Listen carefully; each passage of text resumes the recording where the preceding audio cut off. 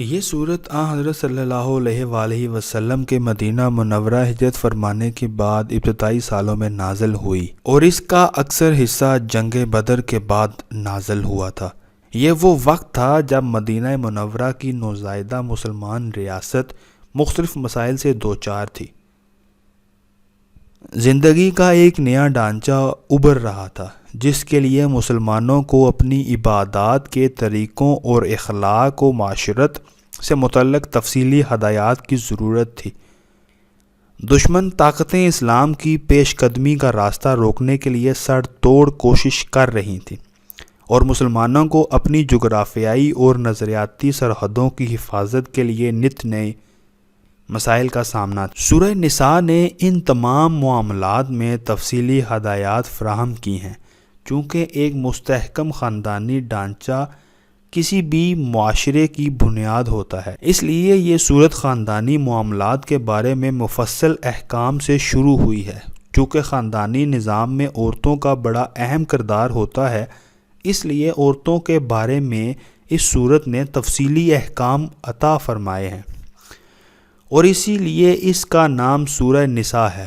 جنگ احد کے بعد بہت سی خواتین بیوہ اور بہت سے بچے یتیم ہو گئے تھے، اس لیے سورت نے شروع ہی میں یتیموں کے حقوق کے تحفظ کا انتظام فرمایا ہے اور آیت نمبر 14 تک میراث کے احکام تفصیل سے بیان فرمائے ہیں۔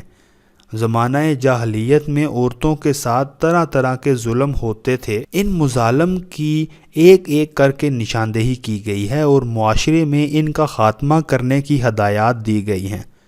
نکاح و طلاق کے مفصل احکام بیان کیے گئے ہیں اور میاں بیوی کے حقوق متعین فرمائے گئے ہیں۔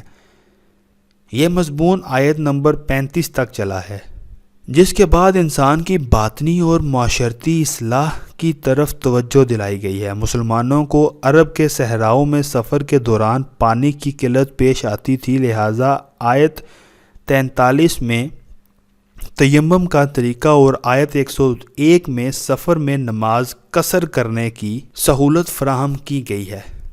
نیز جہاد کے دوران نماز خوف کا طریقہ آیت 102 اور 103 میں بتایا گیا ہے۔ مدینہ منورہ میں بسنے والے یہودیوں نے حضرت صلی اللہ علیہ وآلہ وسلم سے معاہدہ کرنے کے باوجود مسلمانوں کے خلاف سازشوں کا ایک لامتناہی سلسلہ شروع کر رکھا تھا۔ آیت 44 تا 57 اور 53 تا 75 میں ان کی بدعمالیوں کو واضح فرمایا گیا ہے اور انہیں راہ راست پر آنے کی ترغیب دی گئی ہے۔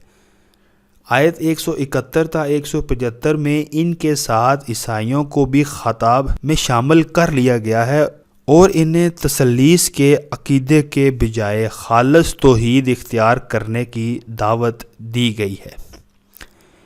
اس کے علاوہ آیت 58 59 میں سیاست اور حکمرانی سے متعلق ہدایات آئی ہیں۔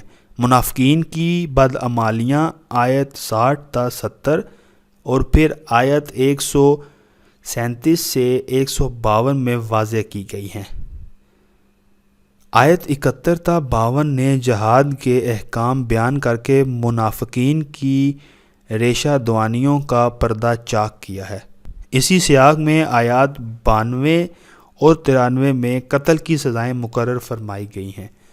جو مسلمان مکہ مکرمہ میں رہ گئے تھے اور کفار کے ہاتھوں مظالم جھیل رہے تھے، ان کی ہجرت کے مسائل آیت 57 تا 100 میں زیر بحث آئے ہیں۔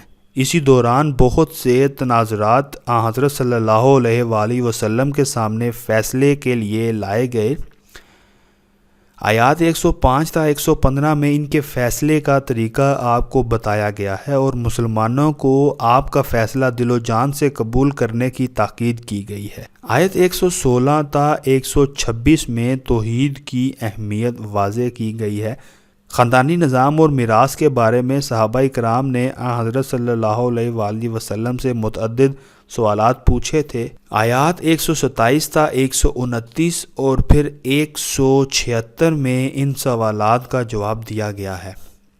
خلاصہ یہ کہ پوری صورت احکام اور تعلیمات سے بھری ہوئی ہے اور شروع میں تقوی کا جو حکم دیا گیا تھا، کہا جا سکتا ہے کہ پوری صورت اس کی تفصیلات بیان کرتی ہے۔